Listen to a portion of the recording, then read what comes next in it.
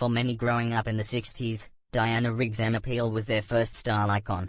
Over 2 seasons on The Avengers opposite Patrick Macnee's steed, Peel Kung Fu kicked down television's puritanical costume regulations to create a character who came to define the look of the swinging 60s.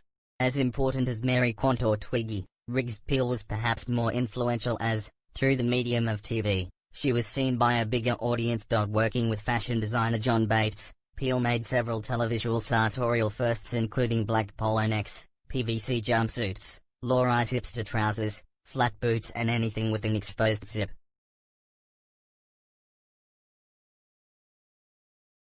After the leather catsuit she wore in the first series, designer Frederick Stark was brought on board to design a whole leather wardrobe for the second series.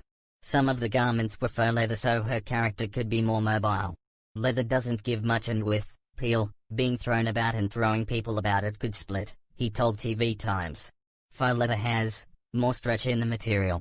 Whether real or not, the material prompted Macnee to comment, leather clings to her like an animal's skin.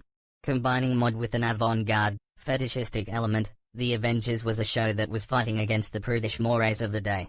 Peel wore a miniskirt on the show before it had attained ubiquity, and legend has it that Bates stopped leaving hems on them because members of the production team kept making them longer. The designer and the other men were horrified, she told the TV Times. They pulled their hair, said, "You can't do that, it's impossible." I argued that one must look forward and not back, and by wearing these brief skirts, one was looking forward. In fact, one was creating fashion that was very avant-garde, rather than remaining at the tail end of last year's styles. And it turned out that I couldn't have been more right. As well as austere approaches to costumes, Peel's outfits shifted the dial on what was possible on TV. Her op-art-inspired clothing was considered too strange for the flat screen. But they did it anyway. But more than a style leader, Rigg's Peel was a conduit for viewers.